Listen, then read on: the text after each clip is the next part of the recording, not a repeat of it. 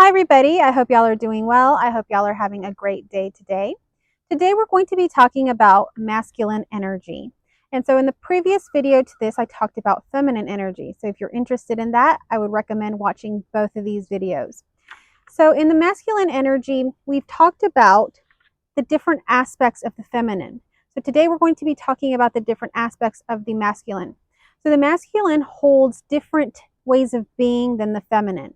The feminine we talked about is in the state of being, is in this flow, it's more unpredictable, okay? And the masculine energy is in a way a bit of the opposite of that, but it complements it and it really is part of it. So I want you to realize something here that I'm going to be kind of weaving throughout our talk here, that these energies are not meant to be separated, not meant to be pinned against each other. Neither one is better or worse than the other. They are complementing each other and they are in turn creating our reality. So a lot of times we find all these informational videos about the feminine and the masculine, and it kind of seems like they're in opposition to each other. But the truth of it is, and the absolute truth of it is that we need both energies working together to have the optimal creation energy that is life. So we're going to be talking about that here today. So I've written down some attributes of the masculine energy, and we'll kind of go through those like we did for the feminine. And then we're going to turn it all around and bring a non-dual perspective to it all. So stay tuned with me to the end to learn about that. So what I wrote about the masculine is some characteristics that I kind of came to mind was wisdom.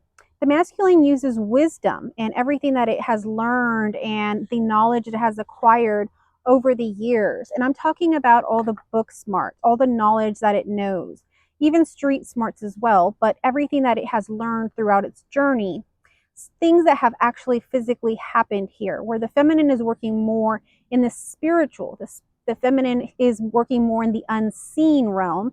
The masculine has a lot to show. The masculine has a lot of maybe degrees, accolades. Maybe he has read a bunch of books. Maybe he has experience in many years working on a certain profession or an expertise in this or that. So he has something that he has acquired. He has gained some knowledge somewhere. He has gotten something that now he has wisdom. And with that wisdom, he uses that to discern everything.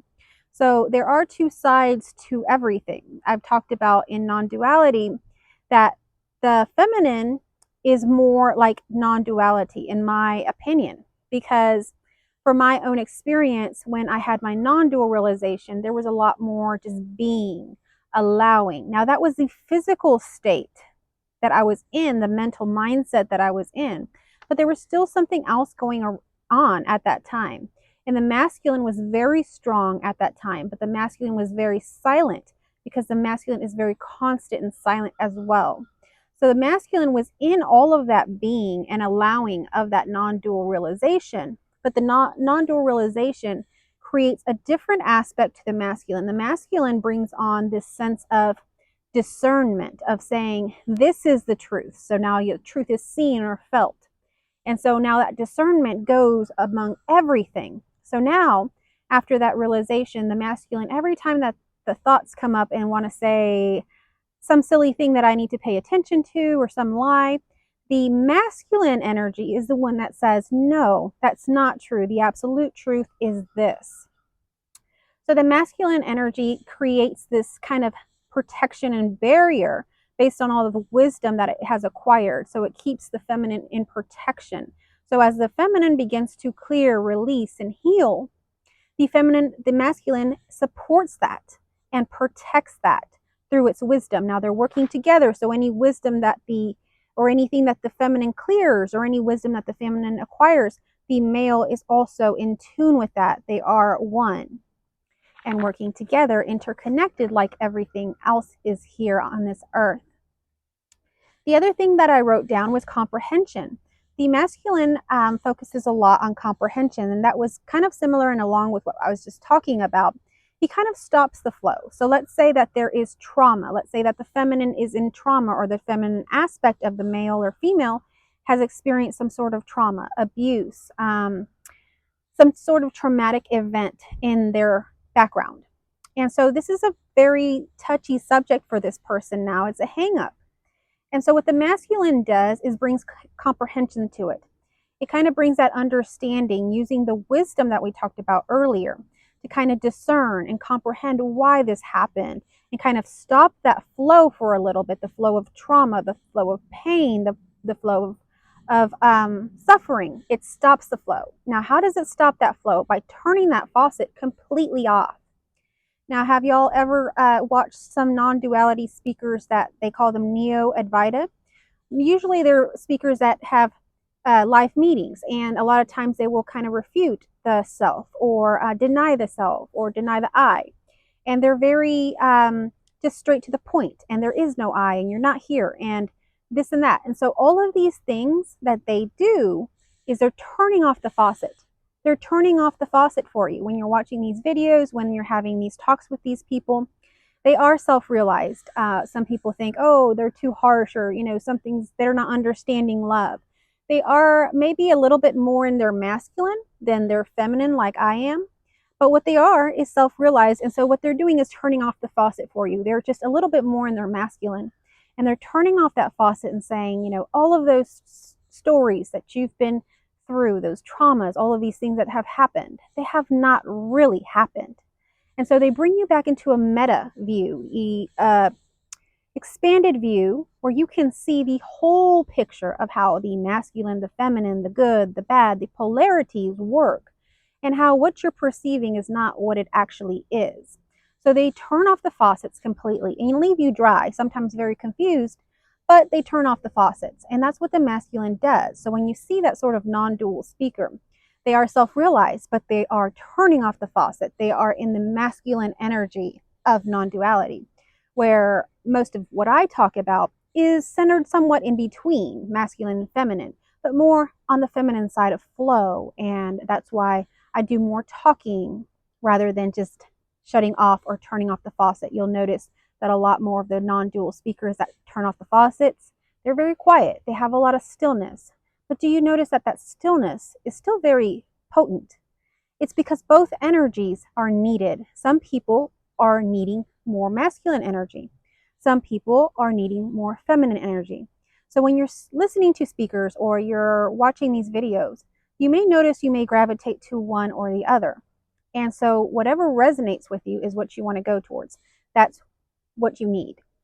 So listen to your heart, listen to your intuition, and go that way. We all have feminine and masculine energy within us. We just have one more dominant than the other usually. But ultimately, there has to be a good balance. It may not be perfect. It may be a little off, but there has to be a good balance for things to run smoothly here. So let's see what else I wrote. So it also prevents things from resurfacing for good. So just like that non-dual realization that turns that faucet off for good and stays there within your mind to kind of refute any of these thoughts that may come through again, it prevents it for good. This isn't going to come back. The masculine takes the job and goes all the way and completes it. So this is something that you can trust in, that the masculine is there to protect that feminine aspect of you that has found that divinity. So it will protect it. The next thing is strength. The masculine holds strength. If we think about the male and female, the male holds most of the strength. The male can overpower a female very easily. And it's the same within animals and all of that sort of thing. So masculine energy, that's usually attributed more to men, is seen as strength, but it can also be seen within women as well. So this is just to say that the masculine energy comes out as strength. So whether I'm a female and I'm portraying strength in a certain situation, that is the masculine energy within me doing that. So masculine energy is the strong energy that can come out. And if you've ever seen a mother protecting her children, or whether it's animals, a mama bear protecting her baby cubs, or even a human mother protecting her rights and her children, you will see a very fierce side to the feminine. So that is the strength that comes through as the masculine aspect within the feminine or within the masculine, depending on whoever is expressing. So the next thing is discipline. Discipline is more a masculine energy. So while we can think about this as, let's say, mom and dad, right? We have a mom and dad, right? And so our moms typically were the ones that kind of consoled us and said, it's going to be okay. Don't worry. I'll talk to your father. We'll find a way. We'll work this out. They always were more compassionate in the sense that they were trying to work things out without going straight to the harsh discipline. While the masculine energy, and you may have not experienced this way, but typically the masculine energy would be within the father. And the father would be the one that would come home and probably do the disciplining and probably be the one that the children are fearing the most. That is because the masculine carries that strength and that discipline. And it's needed because just like the compassionate side of the mother is needed, so is the discipline. If we only had one and not the other, we'd really kind of have a mess over time. So you have to realize throughout, I'm trying to really weave in there that both energies are always needed. If we look at things psychologically, families where there's not both parents and things like that, we see there's that struggle where there's a little bit of an imbalance depending on which parent is missing or what's happening. So ultimately, what we want is a good balance of both. And even one person can hold both of these energies. So it's not to say that, if you're a single parent household, you couldn't do this, but both energies are needed either within that one person or as a team if you're, co-parenting your children together.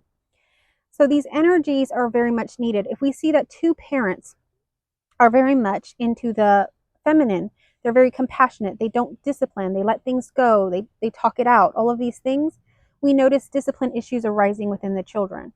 Now, how do I know this? I'm not just saying this to say this. I'm really saying this because it is the truth. We are humans and we're appearing as these expressions.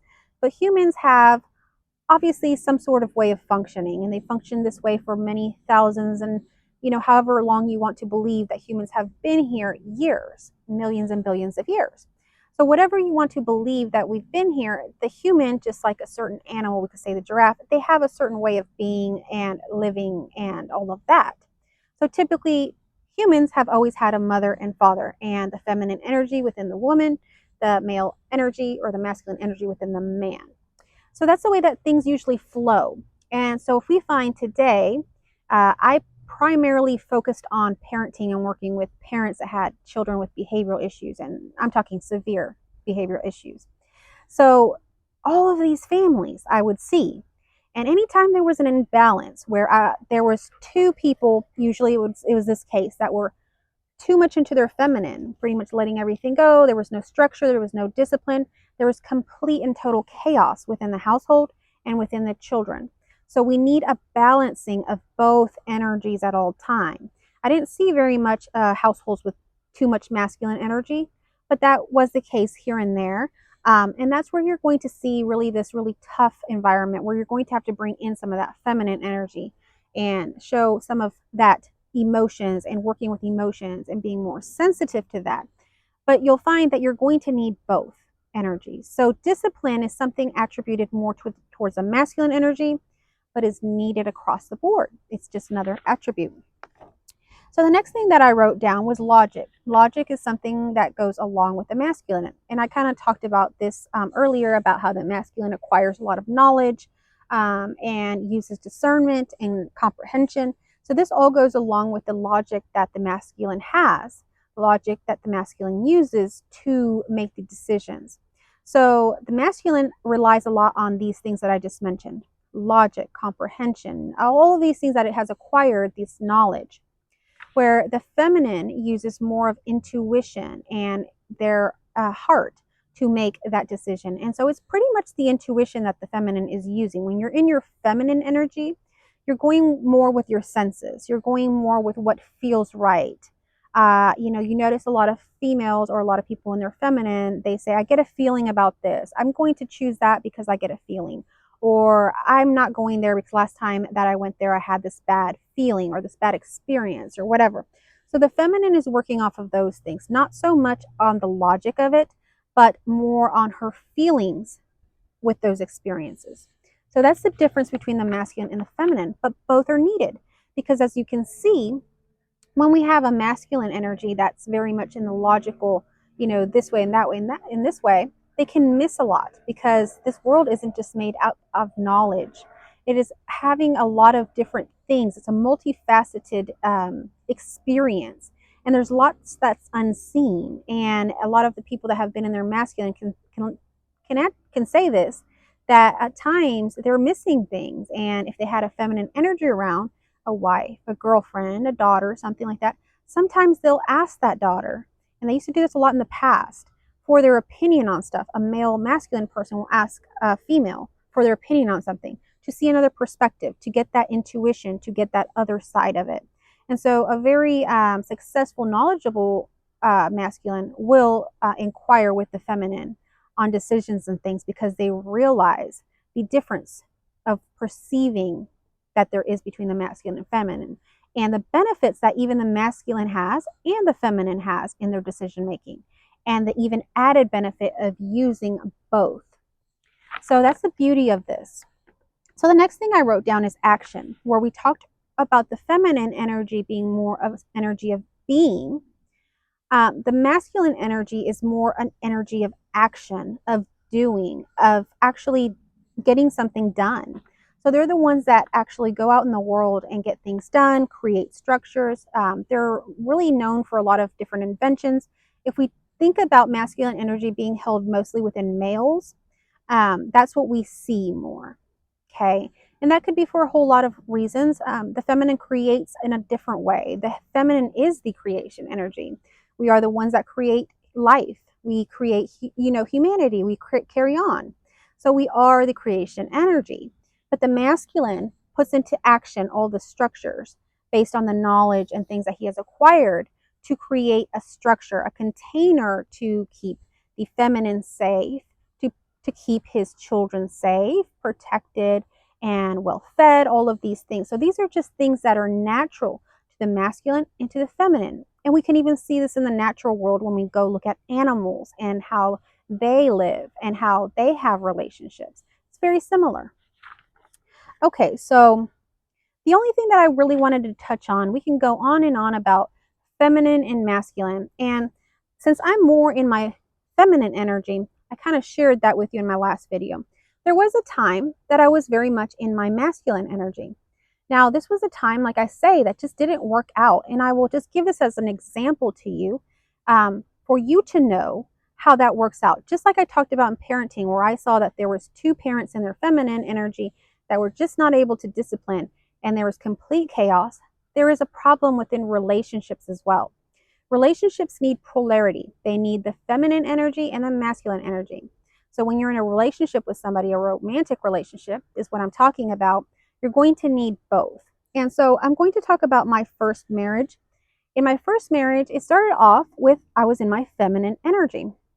And my husband at the time was in his masculine energy.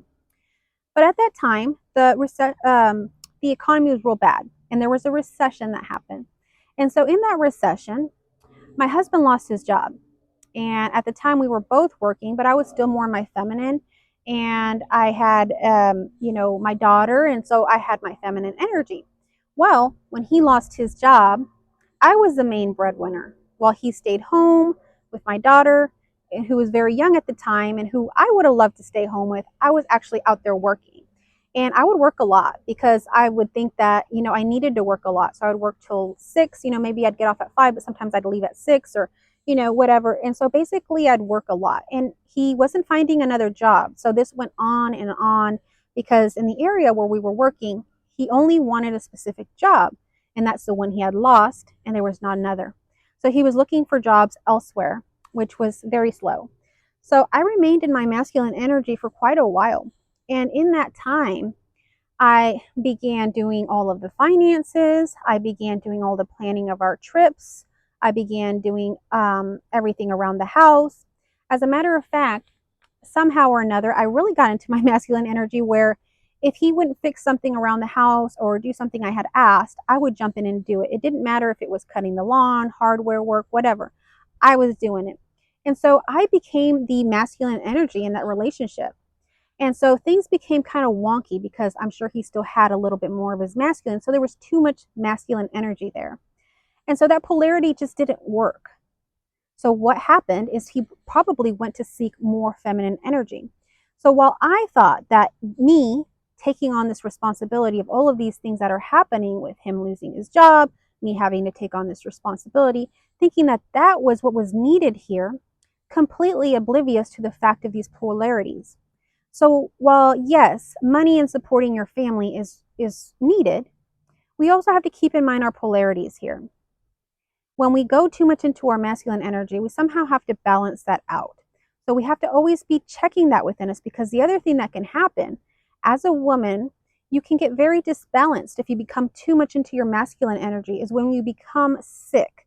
And I'm talking about physically sick. I began to get physically sick, and it turned out it was this kind of thing. So it was being too much into this energy of doing. It's very stressful. It's a lot for a feminine body. The feminine body, the female body, is very different than the male body. It works on cycles. It has hormones that get released throughout a 30 or 28-day period that not every day is the same for a female. The emotions are completely different. The energy is completely different. Her needs of what she needs to eat, how much rest she needs, all of these things are completely different each day of her cycle. Her moods, everything changes. While the masculine, the male body, is like the sun. You can think of the feminine as the moon. The moon has the 28-day cycle. The masculine is the sun. What does the sun do? The sun rises up each day and sets each day. It's very stable, very predictable, and it comes with a certain amount of energy every day that you can count on, and it leaves. That same thing happens within the male body. Within the male body, hormones are released each morning. These are the male hormones, and it's the same hormones each and every day at the same time. So men are very predictable. They're having all of these things. So you have to keep in mind these differences within the male and female bodies themselves. The requirements are different. So when we're putting the masculine energy all on this female body that it fluctuates so much, that's a lot on that body. And so that body will begin to get sick. It's not natural. So the best thing to do in our life is to be natural, to go with our heart, to follow the natural rhythm of life. If we're too far off from what humanity has been forever, it's time to look back in.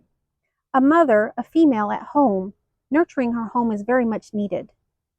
It is the most beautiful thing to come home to a warm home where a meal is being cooked, where you can smell the warmness, the scents. You know that your mother is there. You can see her. You can predict this. It's very stark from the moment your mother starts working. My mother didn't work very much, but there was a little bit of time that maybe she wasn't home or something like that. I was able to experience the differences. My mother was usually always home, and there was always dinner when I came home. The house was clean, my room was clean, everything was done.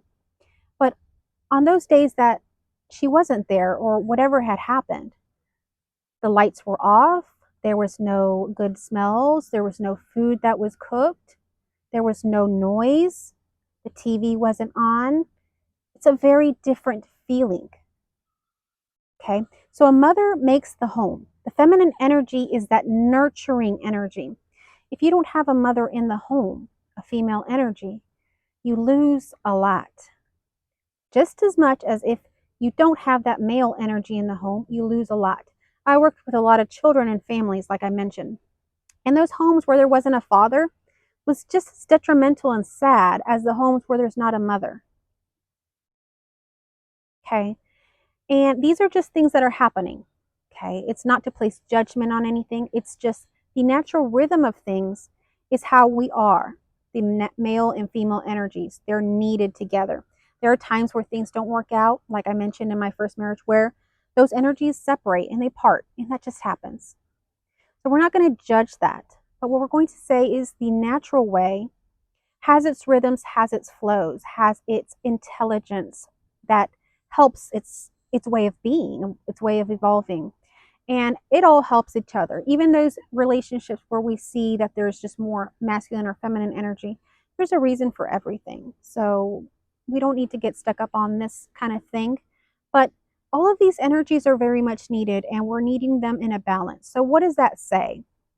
That there is duality, but we don't need to get hung up on that and saying, okay, we're just feminine and the feminine is against the masculine or whatever, or the feminine has to overpower the masculine or the masculine has to overpower the feminine. It's none of that.